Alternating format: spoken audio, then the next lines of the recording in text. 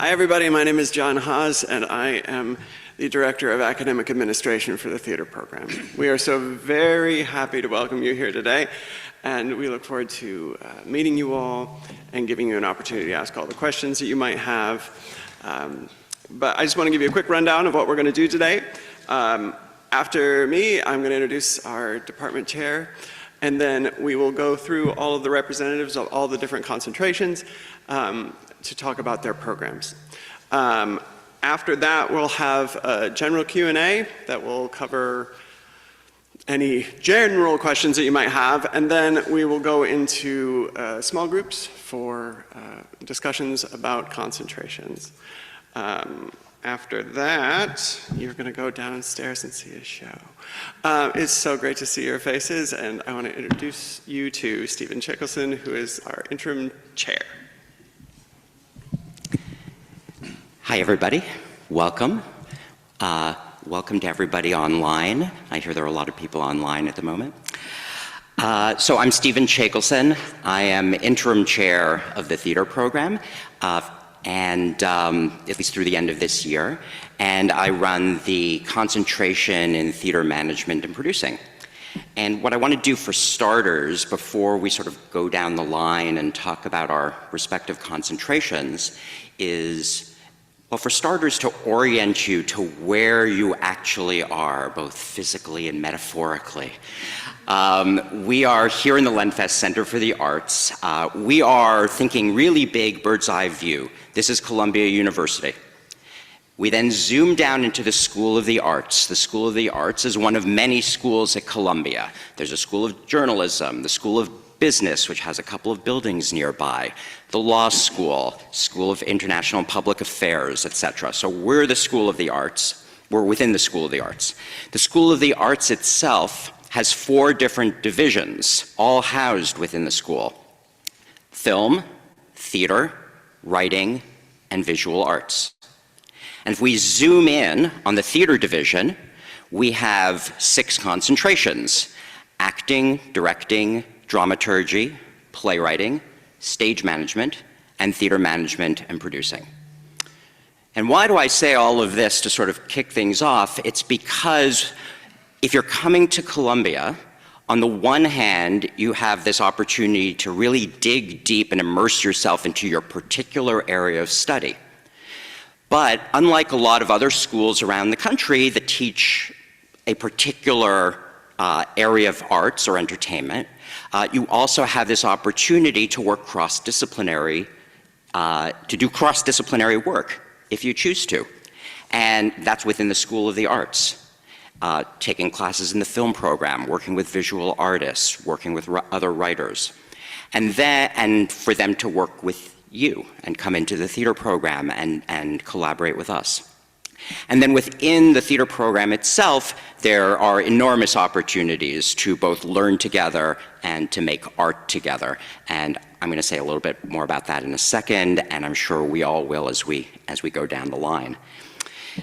In terms of orienting you physically, so we're at the Lenfest Center for the Arts, but our theater physical plant ranges from 115th Street, just off Broadway, all the way up to 133rd Street. And I kind of say that's our Columbia footprint. Really, our footprint is the entire city, because students are going to see theater all over the city. They're going to classes all over the city, depending upon the particular concentration. So we have the city, but then we also have these our spaces here at Columbia from 115th to 133rd Street. In this building is our main stage theater, and that's where Fairview is being performed today. It's one of our third-year actor thesis productions. If we go all the way south to the southern edge to 115th Street, just west of Broadway, that's our Shapiro Theater, which is a large flexible black box space, as well as our Shapiro Studio. So between Lenfest and those 2 Shapiro spaces, those are our public-facing performance spaces. And if I move uptown from Shapiro at 115th Street, we have Dodge Hall at 116th Street, and that's where our main theater office is located, as well as several classrooms. And if we continue further up the upper west side, we have some classroom and rehearsal space in Riverside Church. And then moving further uptown, we're here at Lenfest, where we have our theater. And even further uptown at 133rd Street and Broadway, we have the Nash Building, where we have a large number of rehearsal studios and classroom spaces. So that's where we are in terms of the theater program and Columbia. I mentioned I would say more about collaboration. I think we all will as well, but I want to highlight it as a kind of overarching philosophy of our theater program. A number of years, we've always had collaboration as part of this theater program. It's always been important to us. The fact that we have actors and directors and playwrights and producers and stage manager and dramaturgs all as part of the same program, it would be silly if we didn't take advantage of each other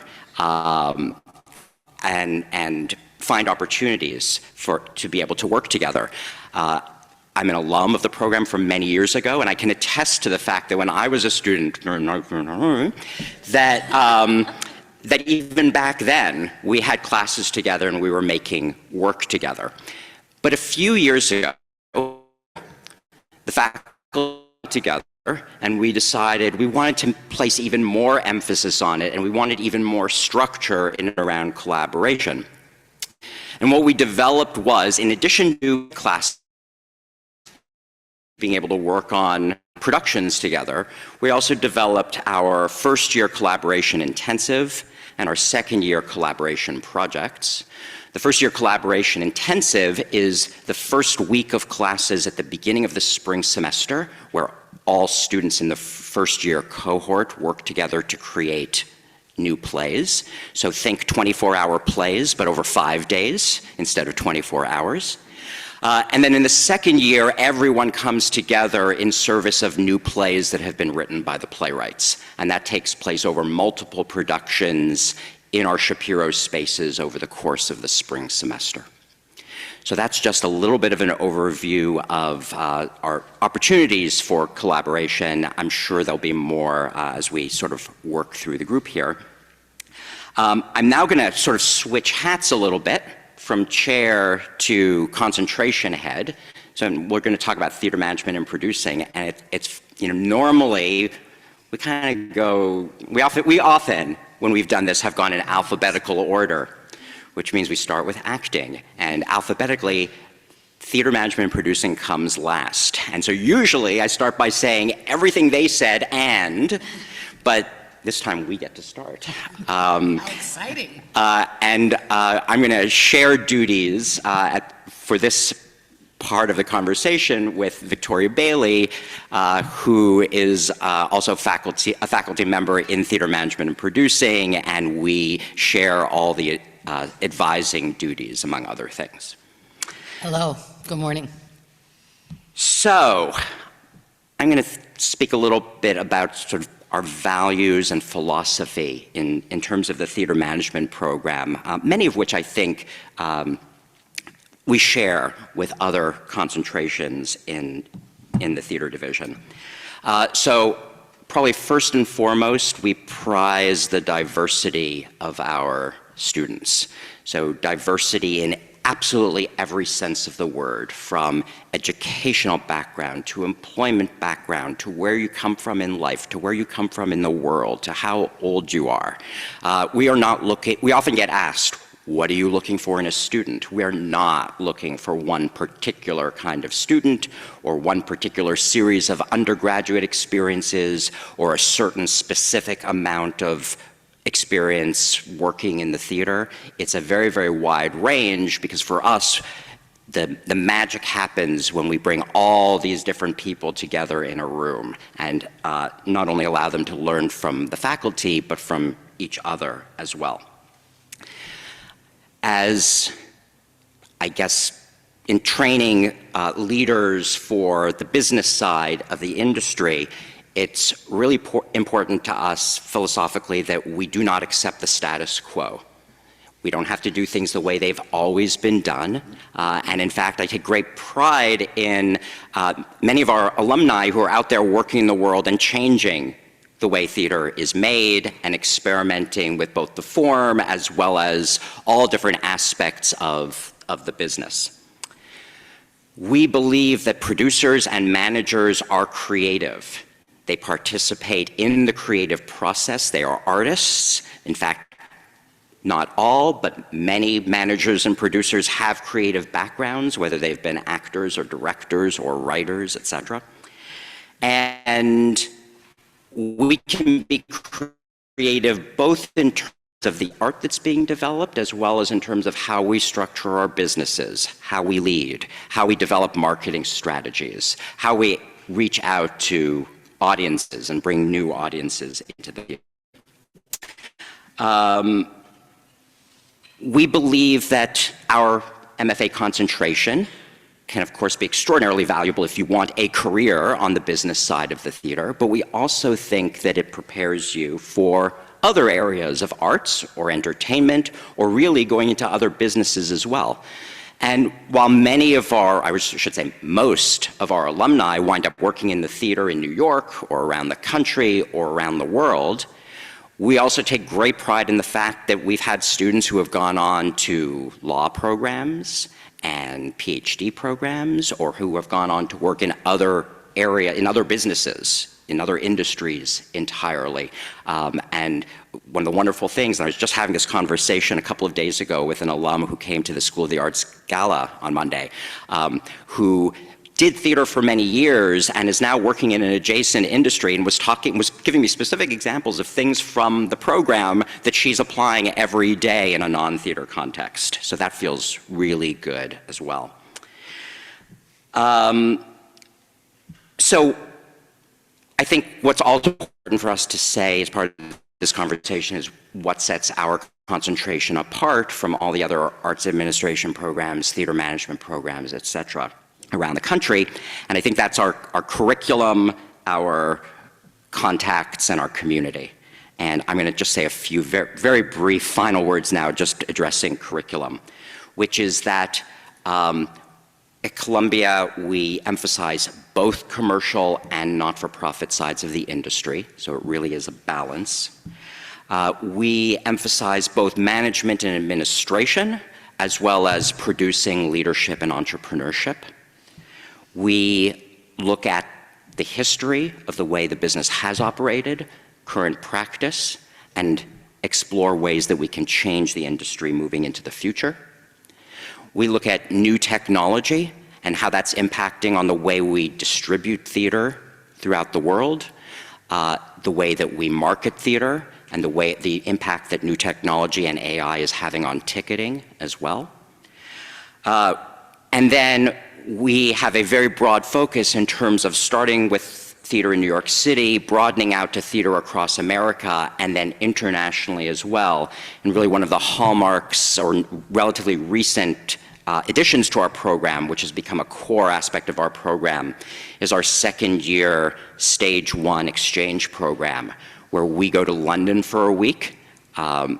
We cover the cost of airfare and housing and theater attendance in London, and our producing students learn about how the business works in the UK for a week. And then we bring a group of up-and-coming producers from London to New York for a week, and they do the same thing on this side of the Atlantic.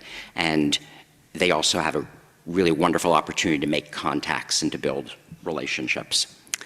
And with that, I'm going to hand it over to Tori. Thank you, and I'll be really quick because I know my colleagues have things to say as well. Welcome. Just a couple of things, and this is true for the management and producing program, and you'll hear this again. Faculty, your faculty, they're all working professionals in the field. So you have an opportunity to engage with people working all over the city. It's a lot of contacts, it's a lot of knowledge, it's a lot of exposure to different ideas. You'll hear conflicting ideas, which is great. That's why you're here. Stephen talked about how far south the campus goes. I actually think it goes all the way to Staten Island because you go all over, right? There are classes all over. You see theater all over. The city is actually a part of our campus. We are very committed to advising and mentorship. We will have, everyone in the concentration has one of the two of us as an advisor. We're there with you for 3 years, and we're actually, if you want, there with you for much longer than that. I had 2 coffees this week with former students. So it kind of is, we're the gift that keeps on giving if you choose. That's a hallmark of the program. The student body is very diverse, both in, as Stephen said, in all ways, both in terms of, everything we talked about. There's a strong international presence, particularly relevant, I suspect, for some of you joining us online. You collaborate. You have lots of opportunities for collaboration. You have production opportunities on campus. You'll have production requirements as well as opportunities in the management and producing program. But in the first year, you're kind of like, how am I going to get to know all these other people? I'm a little scared. And in the second year, you're like, how am I going to learn to say no when people ask me to do stuff? So it really is, we're very big on collaboration. And there is an alumni network now. There's an alumni network that stretches across the country and actually internationally as well. So when you leave, you are moving into, you have contacts both in the commercial theater here in New York, if that's what you want, and then across the country in the resident theater. So it's what you've heard and will hear over and over. So welcome, and please talk to us later if you have questions. And I don't know who I'm supposed to hand it to because this is all different. I'm going to say one last thing, which is we'll have some current students here when we have our breakout sessions, so they'll be willing to answer questions. Tori and I will as well.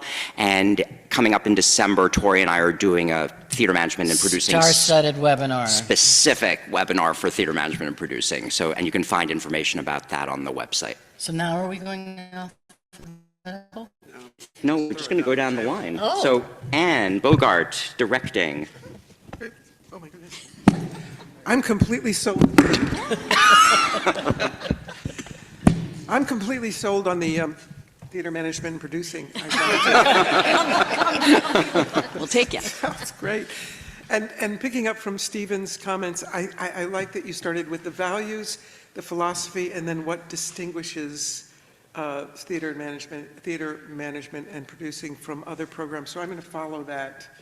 So in terms of values, when you graduate from Columbia in the directing program, it's my wish that you have muscles. Not necessarily physical muscles, but that would be nice. But muscles that you don't expect the world to give you a corporate ladder to directing, but that you're ready to make work, that you're vigorous, that you have an appetite, that you're curious. That would be the values. The philosophy is a philosophy of practice.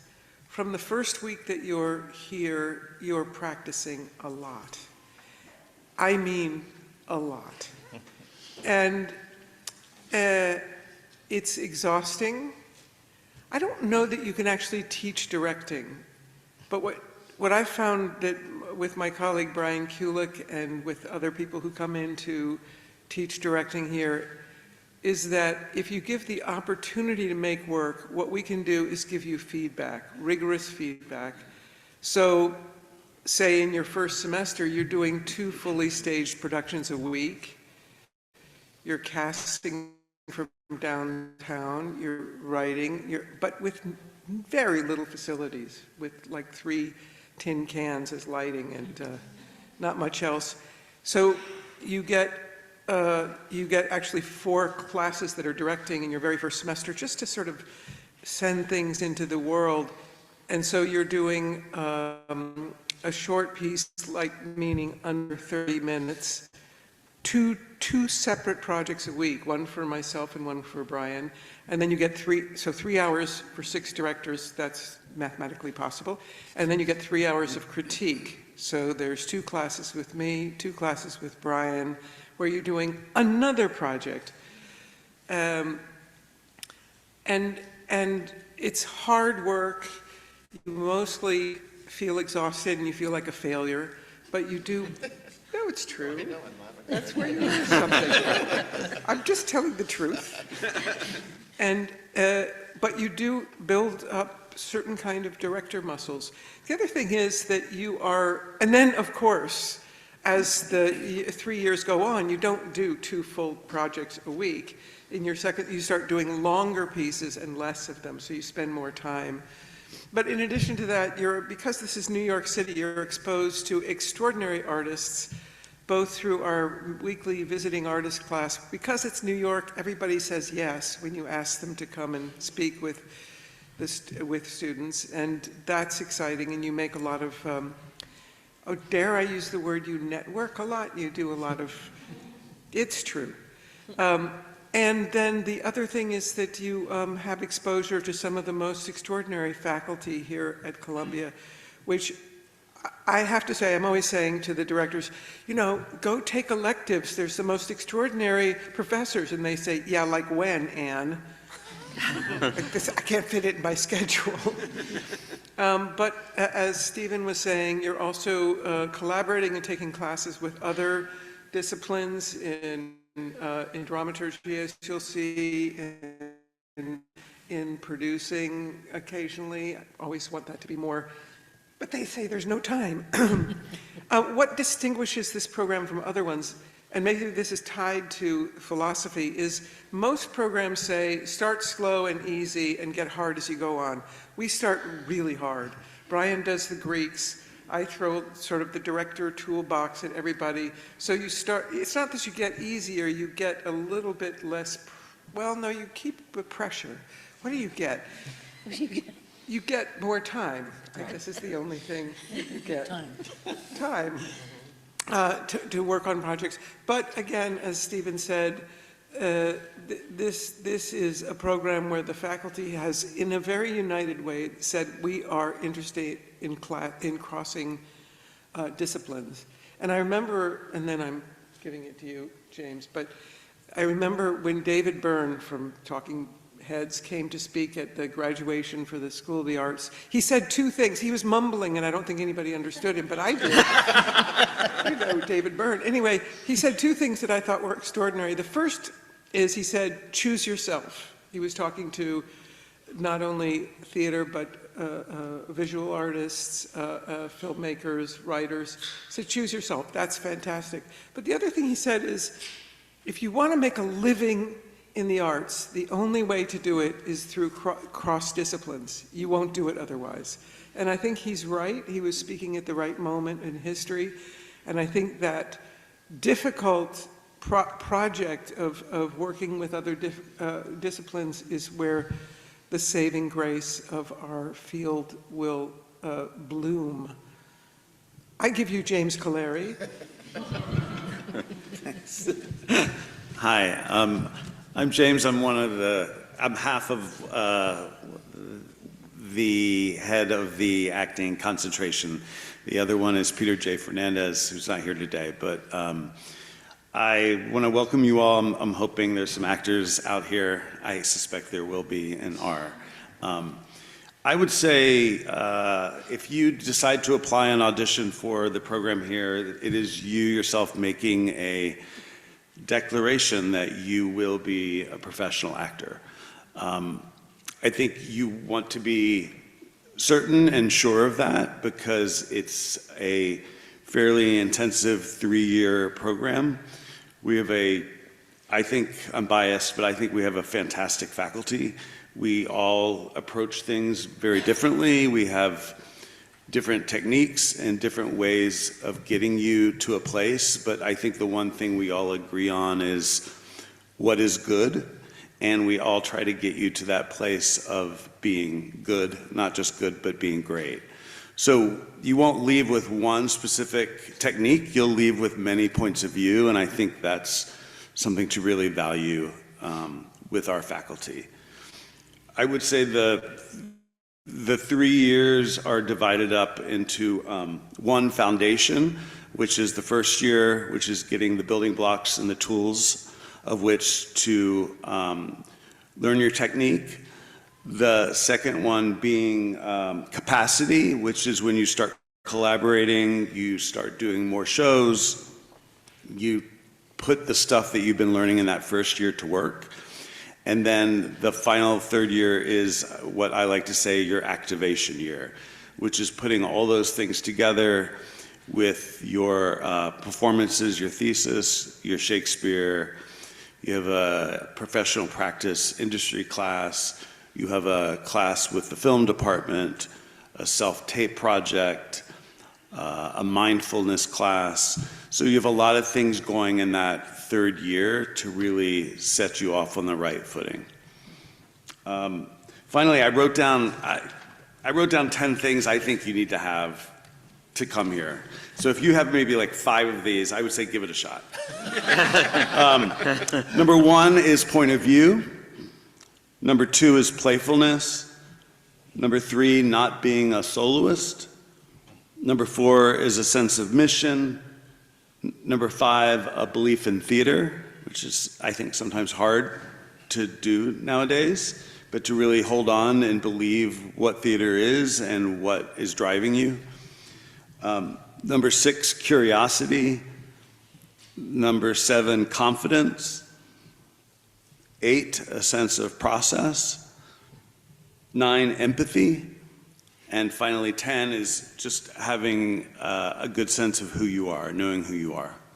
So I'd say if you've got a few of those things, come apply, audition for us, and we'll see what's going on.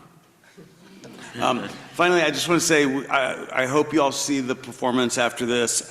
It's the third-year actors, half of the class. I think it's a really great example of what we do well. So I encourage you to come check it out. And there's no intermission. It's a bonus. Thank you. Hey, everybody. My name is Christian Parker. I'm the concentration head for dramaturgy, the ever-elusive dramaturgy concentration. Also, hi to everybody on Zoom. I think there may be some folks there who are checking us out. So how do we describe this field and what we do in this concentration? All of the students who are in the program know that I contend that they will spend most of their lives redefining this question, so there's no reason to have a definitive definition of what this is, but I can tell you what we do. And what we do is we look at how theater gets made from every possible angle and from every other disciplinary point of view, so that the students in this program come away with a really kaleidoscopic view of how things get made and also how to make them. So, like most of the disciplines here, many people come into a particular track in a grad program from another discipline. They've worked as actors and they want to expand their palette. They've written plays, they want to continue to write plays, they want to work in multiple disciplines. That's a lot of whom we attract, specifically in dramaturgy, although it's true across the program. I was a chair for a long time too, so I've seen who comes through this program in every area, and we attract a lot of students everywhere who are multidisciplinary by nature, but dramaturgy is kind of where that is most concentrated.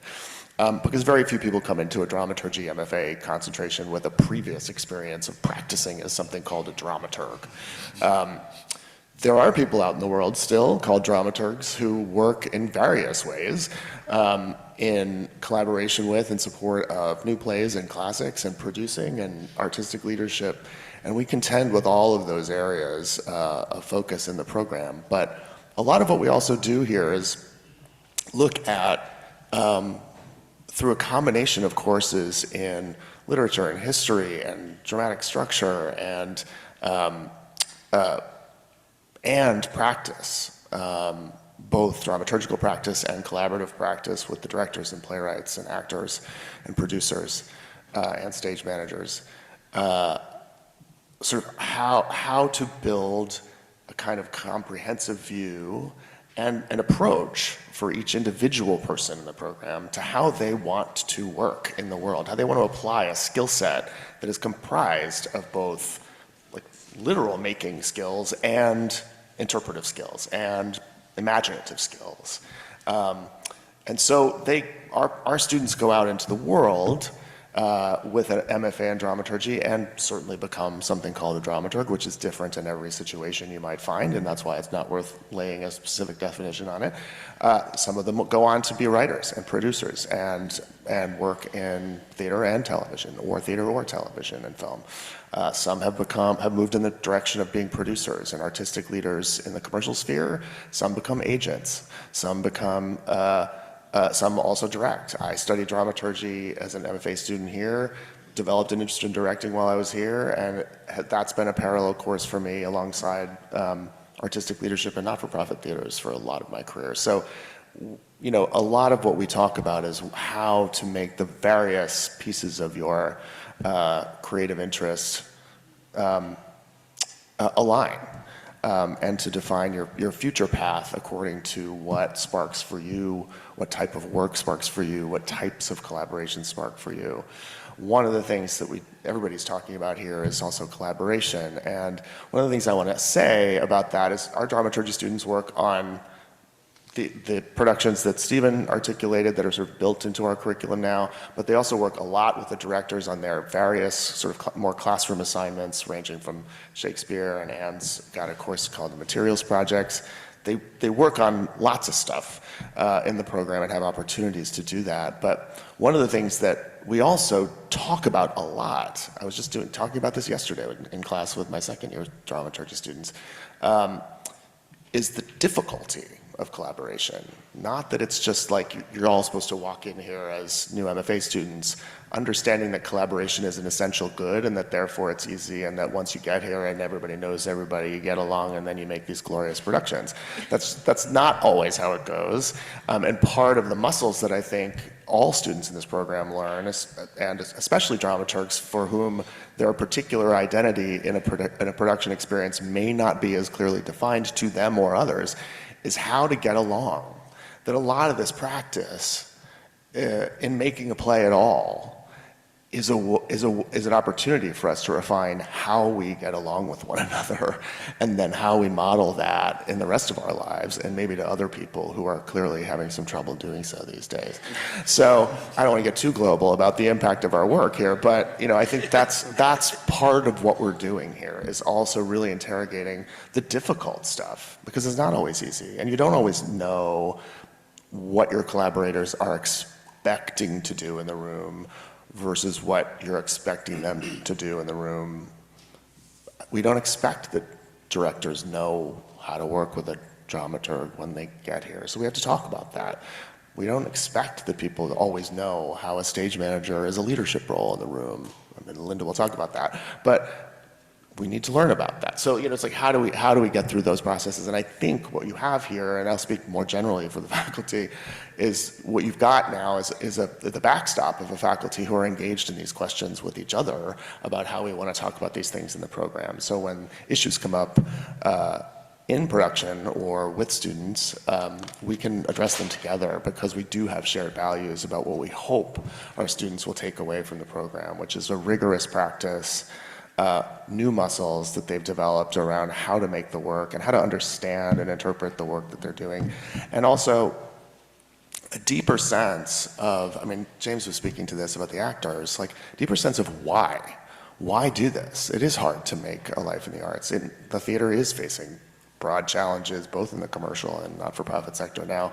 So those people who walk out into the world with a graduate degree with a real personal sense of why they care about it, what they think the value of making this work is for them and for other people to see, are going to be the ones who can sustain it and can sustain their artistic practice in sometimes adverse conditions and then build a life. So I realize that's sort of global, but that's sort of I think what I'm saying here is a reflection of how we talk about the theater and the dramaturgy program, is that we go really micro on how individual plays work and how to solve problems in individual collaborations, and then we go really global and step back all the time to look at process and to look at how collaboration works and to look at, you know, individual theater movements or what's happening in the national not-for-profit theater. So that's a snapshot. If you want to know more, or you came here and you were like, what the hell is that? Now I'm suddenly intrigued.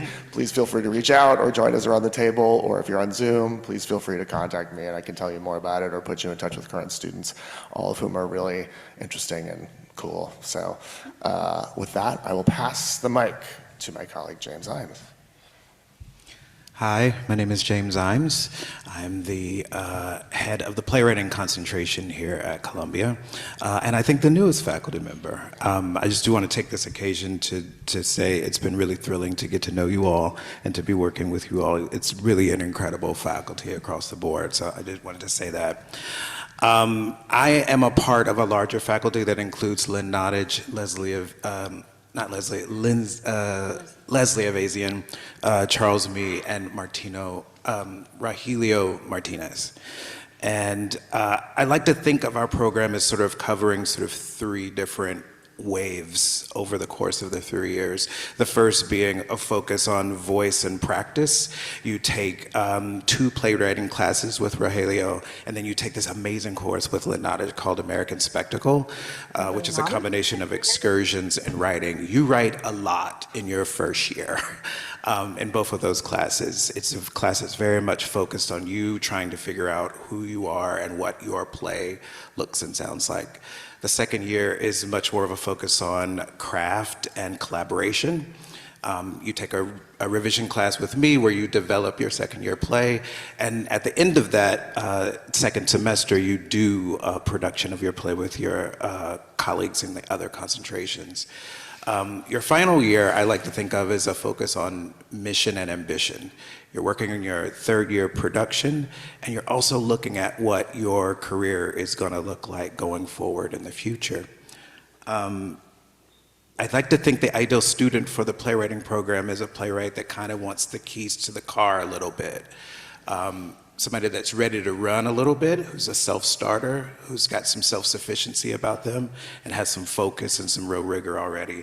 But it's also in a place that they're ready to play and expand what they already know. Collaboration is a big part of all of our programs. It's a real central part of the second year.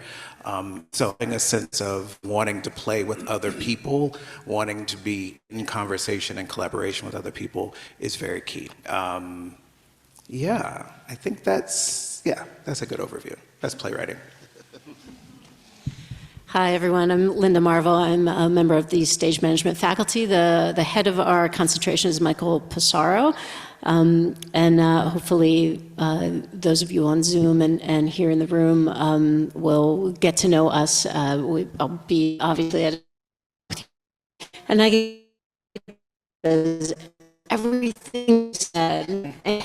And all of the adjunct professors that make up our stage management program here, everyone is a working professional.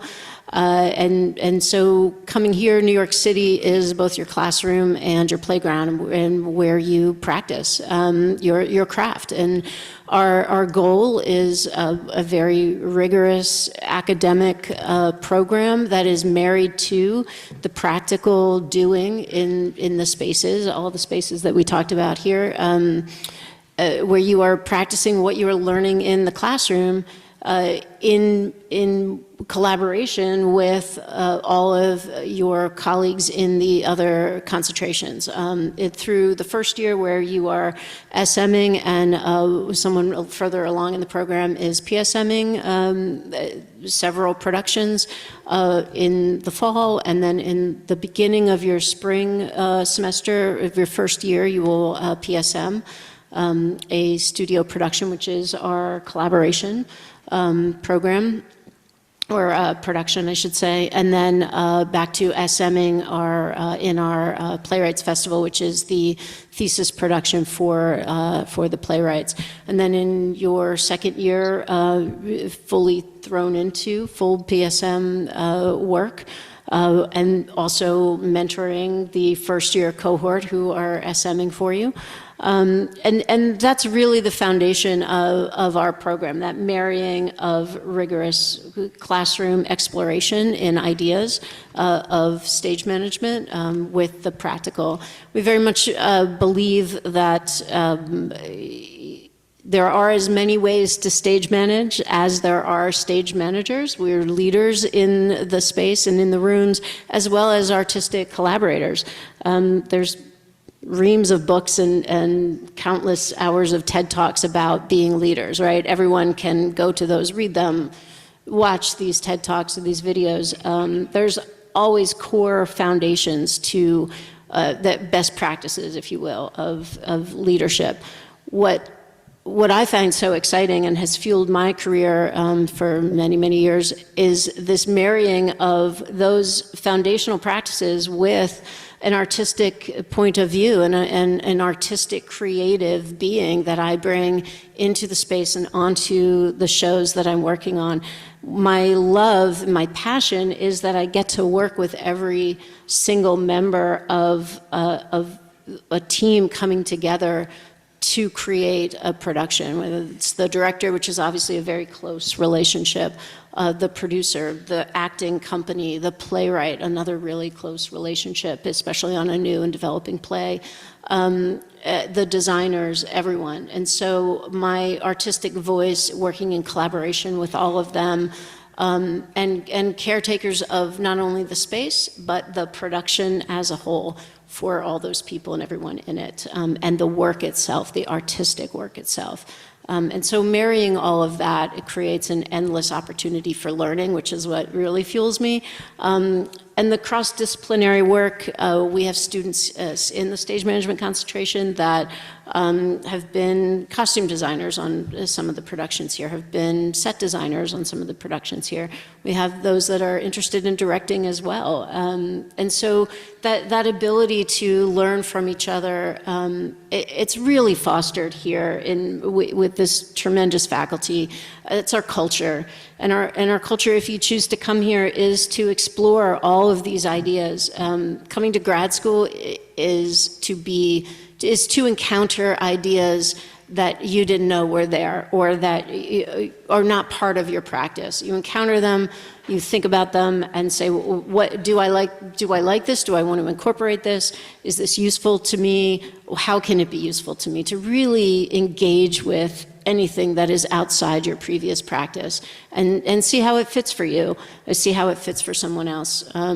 Michael is fond of saying, and I truly believe this too, being a better stage manager, being a good stage manager is just being a good human being. And for me to speak personally, being a stage manager throughout my career has made me a better human being. And as I become a better human being, I become a better stage manager. It's a win-win. So come here and win. Hi there. Again, I'm Julie Dobrow, the Dean of Admissions and Financial Aid. I am also a very proud alum of the theater program in the theater management and producing concentration. Although hearing all of this, I want to go back again. I don't even know which one I would choose, but I have to say it's a really special place, and I hope you can get that sense from the faculty. They are so committed to working with our students, teaching our students, and they're also so accomplished in their own careers. So it's a special place and a special opportunity, which is why I have been here for decades now, along with Stephen and Christian and lots of other people up here. So I just wanted to give you some information. First, I want to introduce the admissions and financial aid staff, because these are the people that you'll be interacting with as you go through the process of hopefully applying and joining us next fall. So the people that checked you in downstairs, for those of you who are here in person, are Tori Sheffer and Niquette Johnson. And then we have Kenny Wong, who may or may not be in the room right now. Oh, he is. Want to wave? Oh, nope, he's not. He is not. Anyway, so we are the people that respond to the emails. We're a very small office, so please don't feel shy about contacting us. Any questions that you have throughout the admissions process. We, as Stephen mentioned, we also have Q&A sessions after this for 4 of the 6 concentrations. We don't have them for acting and directing because there's an audition process that goes along with that. But please check our website. We'd love for you to join those Q&A sessions. They're on Zoom, so those of you on Zoom, please join as well. And I just want to say a couple words.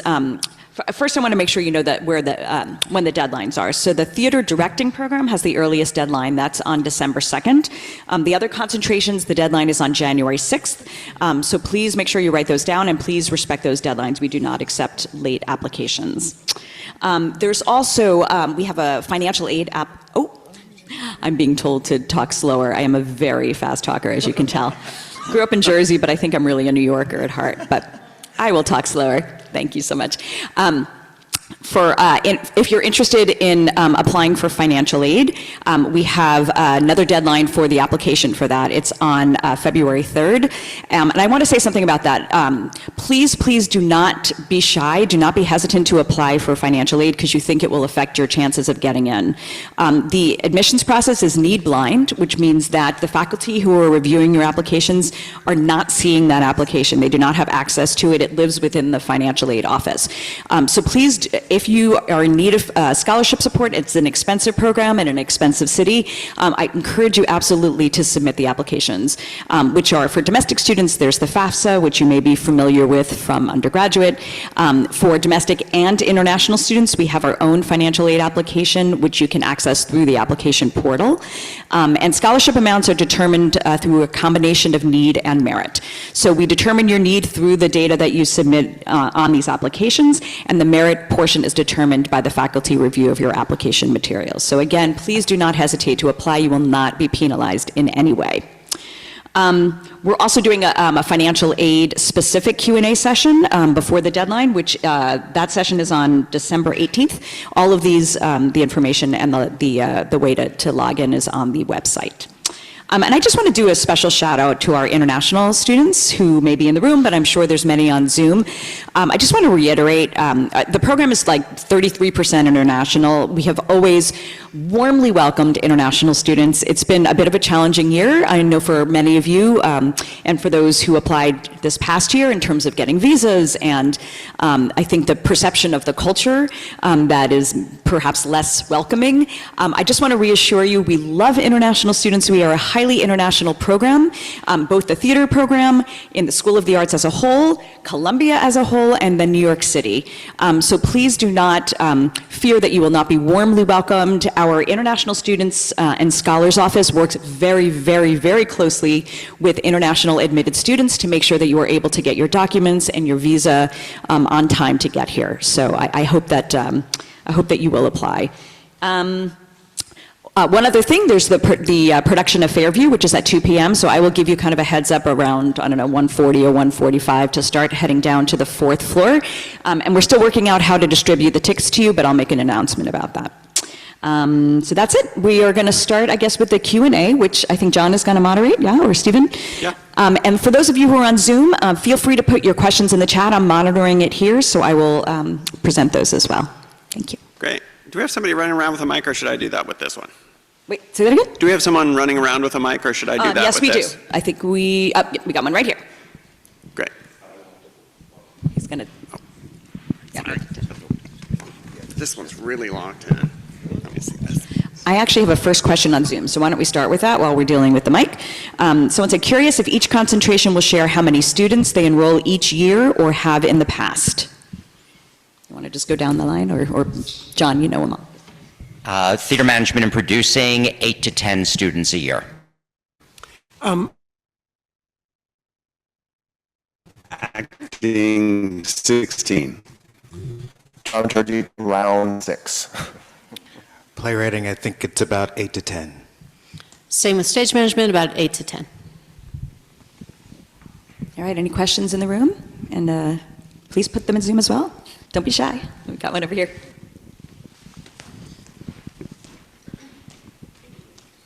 Thank you.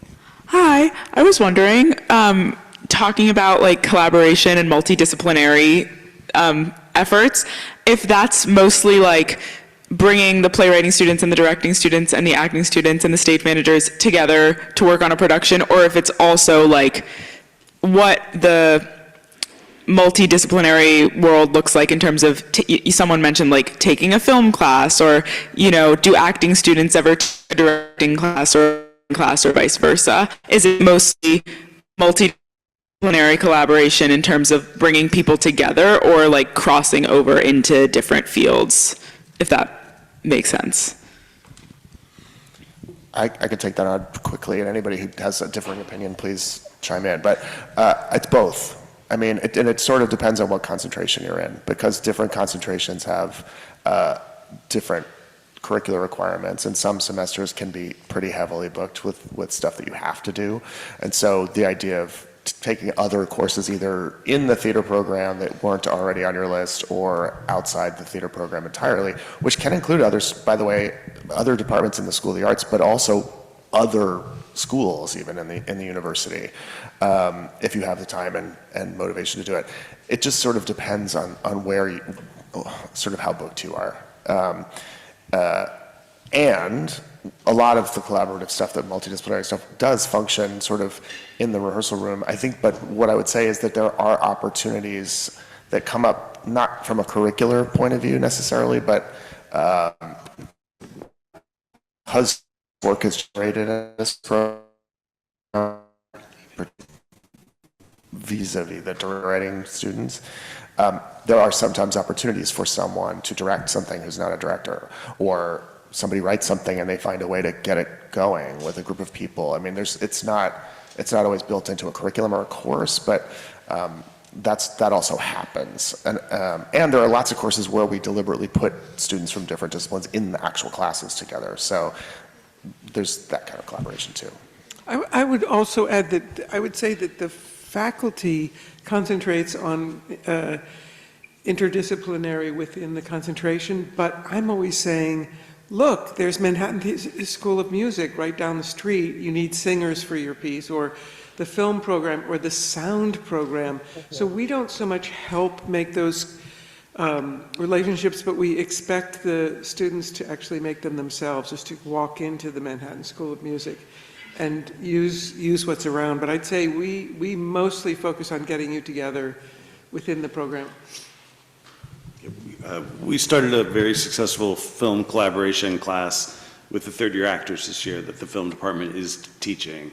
And that's just something that's been very important to us, and it's working really nicely. Anybody else? I have one online. Why don't we do that? And then if anyone's here, please raise your hand. I studied, had an influence on in how I think about space timing and ensemble work. I would love to ask whether there are opportunities within the Columbia directing room with Anne Bogart's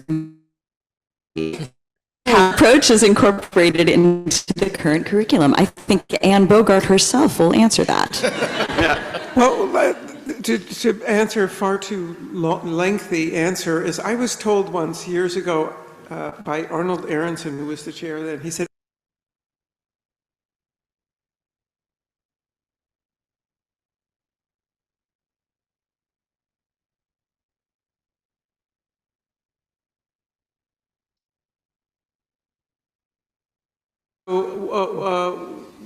the class is now taught by Kelly Marr, who's a city company member. So you do get viewpoints training taught by the magnificent Kelly Marr. With the actors and directors. Actors and directors together, and sometimes there's crashers from the dramaturgs and playwrights. Yeah, so. But what's important is, I think it's important not to introduce it in the first semester, like make your own work. Then this is a tool. It's not the tool. It's one possible tool. You look like you're going to say No, that was it. You said. Anything in here before we go on to more Zoom questions? Oh, question over here. First of all, thank you so much for being here. This has been wonderful and informative and incredible in every way. Mostly a question for the acting concentration, but I'm sure applies across the board. The industry has changed so much post-pandemic and so much due to technology. I know you mentioned a self-tape project at the end of the third year, but how has the program adapted to prepare students for this sort of ever-shifting terrain of the industry? It's a great question, and we try to keep up with it as best we can. I teach in the second semester, I teach an on-camera audition technique class, and then that moves into the third year where we go over self-tape techniques, how to audition on Zoom, which seems to be the new normal, and sort of just actors grappling with the idea that you're really not going back into a room anymore until callbacks, at least for me as a casting director. So we try to look at all those things and try to figure out how to make the best ways and going forward with that for the actor. Is that helpful? Yes, totally. Thank you. Yeah, of course. I would also say that I think embedded, for instance, in the producing program, both the commercial and nonprofit focus, I think across the board, this is a program in which nothing is off bounds. There isn't a question that can't be asked. I think we're all rigorous about practice and rigorous about training, but we're not precious about our work. And so, for instance, I have someone coming in to guest lecture next week on social media, and, you know, I was a guest, and I said, so what do we want to talk about this year we haven't talked about before? And he said, well, I said, what about AI? Because in the producing world, we spend a lot of time thinking about it as a way to help with customer service or a way, right? I said, I want to talk about the bigger issues as they relate to marketing and audience development and what those opportunities are, right? So we're not running away from that. We're saying, okay, that's here. What are we going to do with this in the realm of this, you might say, ancient or old-fashioned art form? How are we keeping up? So I think that's true across the board. Yeah, I think that's true. I mean, I think our programs are really evolving, and I think that's been a really great thing. They seem very fluid.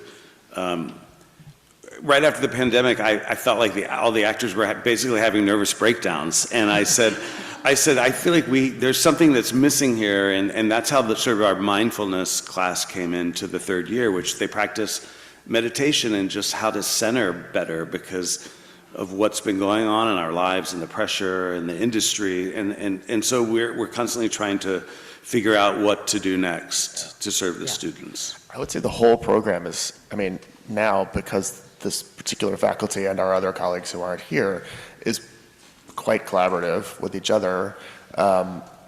It's an iterative program. So we are trying to respond to not only what's happening in the world so that the training is, you know, so that we can figure out how best our students can best apply the training, but we're also talking always about like, well, what's working, what's not working, what's working, what's not working, not just about how the industry is changing, but also just in the training itself, because of course, at the end of the day, basically you're here to get good at the things that you want to get good at and to expand your toolbox and your palette of you know, creative options. That doesn't change. The industry changes, so it's like, how do we align those two things? But the fact that everybody here is working still in the world and everybody else who teaches here is a working professional, that really allows us to keep one foot in each area and iterate the program so that it's dynamic. Do you want to say something? No. Oh, question over here. Hi, first of all, thank you so much. I know that all of you are practicing in the field in and around New York, and I know most of the faculty probably are. I was wondering, for graduate students in the program, when opportunities come up outside of the Columbia sphere, externally in New York, whether there's room for that, how that is balanced, and whether those opportunities are encouraged and sought out while focusing on this really kind of intensive program for 3 years. I can speak a bit for the stage management program. We do require internships within our curricular requirements, so there's definitely opportunities for that. We also encourage our students to be doing that professional work over the summer and over the winter break if something fits in. And there are times that sometimes an outside production can receive credit in our rehearsal and production credits that are done, you know, mostly done in-house on Columbia productions. Sometimes there are opportunities to use a professional credit for that credit. But we very much want to have people working in both areas, both here at Columbia and professionally throughout their 3 years here. The third year, you're doing your thesis production, which is either an actor's thesis or a director's thesis production here, and spending the rest of the year working professionally. The idea is to create your network as you go throughout grad school so that you graduate already with a network that will only expand. I'll add to that this theater program as a whole was founded back in 1980 with a mindset of being a kind of cooperative program, a co-op program, so that you're studying and working, and that one complements the other all the way along. And we've moved a little bit away from that, but we still have a lot of that initial mindset baked into our programs, which is really across the board in terms of internships. For theater management and producing, you have to have three quote-unquote internship experiences, which can be regular paid jobs over a summer or in the third year, as well as more formal traditional internships, apprenticeships, observerships. We also have students who are working on developing their own projects, and that's okay too. I think the one proviso is that the classroom work comes first. If you're working on an outside project or you're interning, that's not an excuse to miss class. So classroom comes first, classwork comes first. But beyond that, we're not a program, we're specifically not a program that says, come to us, ignore the real world for 2-3 years, and then we'll shove you back out there again. No, it's really, as I see it, from your first day in the program, you are interacting with the professional world. You are, and then that just evolves. So there is no, oh, now I'm a student and now I'm not a student. There is just this organic progression throughout the program. I would add, though, I mean, I don't disagree with you, that I just want to underline the classroom comes first, because any professional work that you might want to try to incorporate into your life isn't substitutional for other things. So you don't get to sort of say, well, but I'm doing this really cool project and I'm getting hired and paid, so can I just not be here for a couple of weeks? That doesn't count. That's not going to happen. I would even take that further, I'd turn it inside out, your question, which is, I remember back when Rachel Chafkin, who's a director of some renown now, was going through the program. She was in her first year, and her company team was getting a lot of success. And she kept saying in the beginning of the program, she said, should I stay here? I mean, we're having all this success everywhere. And I said, well, do what you need to do. If you need to step out, that's fine. And then she followed me down the street one day after class. She kept saying, please just tell me, what should I do? Should I stay or go? I said, you really want me to tell you? She said, yes, please. I said, well, get your something word, MFA, and use Columbia to develop your work with your company. And so I would say that all of her work, she would bring in team members and develop the work. And I can't tell you how many director's theses have gone on to bigger things afterwards. So yes, there are projects that happen outside, but really, and I encourage it during the summer, do shows downtown, internationally, but while you're here, use this structure to develop work that carries on afterwards. I would also just add, in thinking about school, it's hard to make mistakes out in the professional world and not have them stick with you.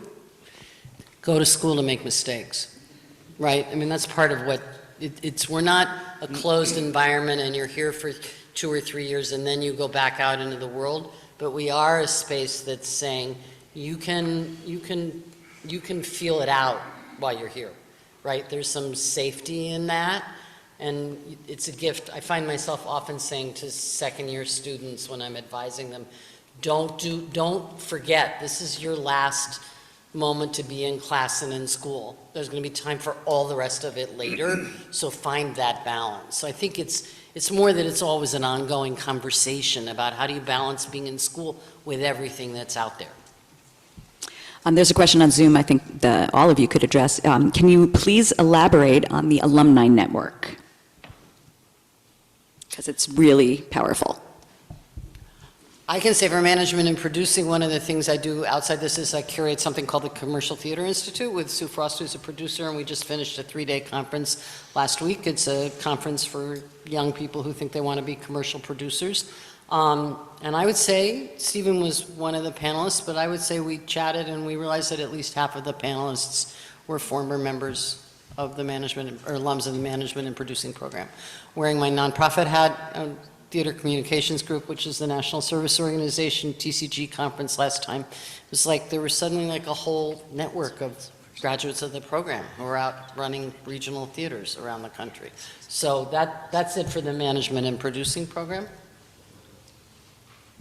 There is the Columbia Directors Mafia. That when they graduate, they help each other, especially when they get jobs as like running theaters and stuff. They really, it's not an institutionalized thing, but they just do. Yeah, I'm going to say yes and to everything everyone's saying, but it's strong, and we try to engage with the alumni actors all the time, which is great. It's the same in dramaturgy. There's not like a formal club or anything, but they definitely, I mean, I definitely have alumni who are in, you know, real interesting jobs and positions of power out in the world who will write to me and say, hey, is there anybody you can recommend for a job or for an internship or whatever? And there are students who come to me all the time and say, you know, I'm interested in this area of the theater, or I think I might like to try my hand at X, Y, or Z. Who do you know? And very often the people that I recommend that they talk to are alumni because they're doing well. So, and they work in our concentration, and I think actually all concentrations, they work in all kinds of different jobs. So, you know, it is informal, but it exists. And certainly when we contact alumni and say, hey, would you talk to a student? Or if we just give somebody their email, they do, and they're really helpful. Yeah, I'd say it's the same for playwrights, although I'm experiencing it for the first time. I've just from connecting with Lynn and Leslie, I think that they stay very closely connected to the alumni, but also like the alumni is Tony Kushner, so you can pick Angels in America off of the shelf, like that's also the alumni of the playwriting program, and I think that's also a thing that's sort of special about the place is that not only is the faculty really remarkable, but the alumni have done incredibly well in the field. Yes, similarly with stage management, we stay in touch with our alumni. I just had coffee this morning with someone before coming over here. And our alumni network is very strong. We have stage managers working in any possible field of live entertainment that you can think of, not only in theater, but obviously in theater, Broadway, off-Broadway, other places in New York City, and through the resident theater system internationally, on tour, with Cirque, events both nationally and internationally. So pretty much anything you can think of that you might want to stage manage, we will have an alumni somewhere doing exactly that, or our faculty is doing that. So, and we stay in touch, yeah. Question back there.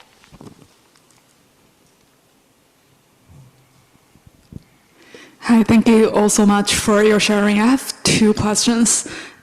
The first question is more like regarding the teaching approach. How would you describe Columbia like versus some other theater schools like Yale or like NYU, for example? Is one like more experimental versus traditional? Like is one more industrial versus like academic? That's the first one. And the second question is regarding application experience. Like, so like for me, I work in tech industry, but I love theater. I don't have any like professional background in theater before. So would you recommend me to, you know, like have more professional experience before applying, or something like passion you can is something okay for apply? Yeah. Is there a particular concentration that you're interested in, or do you want us to speak more generally? Like maybe general. Generally. Generally. I'll go.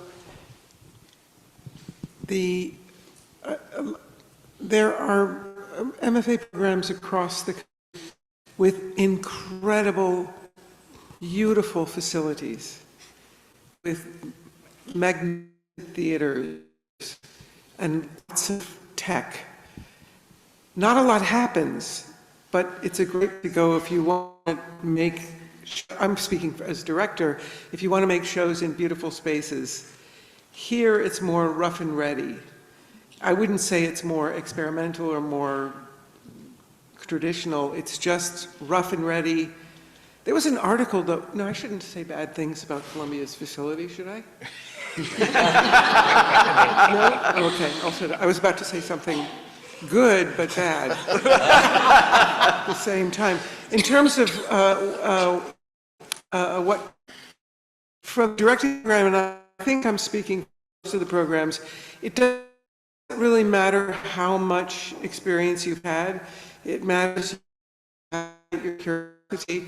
There's times where I've said, this person just graduated from under, you need to get through the program and go on with your life.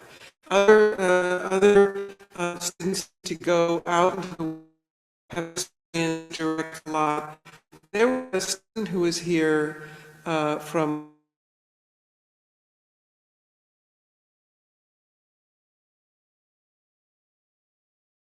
film program. That's right, and that's how dispersed it is in terms of age and experience. It really doesn't have so much to do with, I don't know, am I speaking for everybody? Yeah. I think so. I would also add, I think there is no single aesthetic point of view that unifies this program, and that's on purpose, right? We're not saying like, this is the kind of theater we make here and encourage students to make here. We all have really, on this panel, we all have really different professional backgrounds and experience and the kinds of work that we've attended to and like and love, and there's probably lots of overlap too, but, and that's true across the board in the faculty. So one of the things that I think is a hallmark of this program is that you get lots of different points of view on how to make work, what kind of work has theatrical life. You're going to hear lots of opinions about taste and what people like and what they don't like and what kind of work they gravitate to and they don't. But it's all in the interest of helping every student develop their own point of view on what they want to do and what kind of work excites them to make. And hopefully we're giving people the tools to do that, even if my taste doesn't match one of my own students' tastes. Like, I want them to do the thing that they want to do. Christian and I teach a class together, and part of that class is we at least 2 plays a week that we're talking about, and I would say more times than not, he'll like one and I'll not like. I mean, we'll have radically different points of view about the piece, and that's part of how we teach collaboration. Yeah. Fortunately, I get to pick the plays, so. He gets to pick them, so it's really me responding, but no. But so there is no one way to do it, and I think more than that, I don't think it's right for us to try and characterize other programs. All we can do is talk about what we do. Yeah. We got another one on Zoom, trying to take the more general ones. What are some examples of mentorship and advising offered across disciplines? I can talk about this. In your third year, for your third year production, you're paired with usually a playwright of your choice, a professional playwright, very established in their career, to mentor you through that process. I meet with all of the students throughout their 3 years, so I want to be as hands-on as possible. I can only speak about what I'm planning to do. So if you come into the playwriting program, I'm going to be in your business. In the stage management program, my specific role is mentoring and advising in production, so that's in the practical application of what you're learning in the classroom. But we very much believe that everyone on the faculty is a potential mentor for you, and it's very specific to each student. They might feel particularly drawn to one person on the faculty and that person, and they go to that person for mentorship and advice, and that's great, because as I said before, there's as many ways to stage manage as there are stage managers. So it's very much baked into our program. I'm also in the spaces as rehearsals are happening, and so I very much get to at least become aware of and familiar with the students across the other disciplines, and I think aids in the collaboration amongst all the students, which is fantastic. Yes to all of that, and I think one of the reasons why we keep our individual concentrations small is so that we can very actively advise and mentor. And for theater management and producing, that starts in the very beginning of the first year with mentorship in terms of individual classes, what you're doing in the program, experiences you're having in production, challenges you're facing, and then that continues on with advising on internships, helping you land jobs, talking with you about those experiences, and then in the third year also, in addition to the employment piece, then the thesis advising throughout the research and writing of the thesis. I would I'm just speaking for myself here, but other dramaturgy colleague Maria Jose Contreras. But I think because it's also a grad program, we're not hovering over you asking to advise. Like the idea is also that there's not a push and pull, but a give and take. And so, everyone here is exceedingly available when approached also, and we'll make time, but we're not hovering over the students saying like, hey, you got to do this, or we're not showing up at your rehearsals randomly and saying like, why are you doing wrong? That's not happening. So it's a give and take situation. Yeah, I think that's a really good point.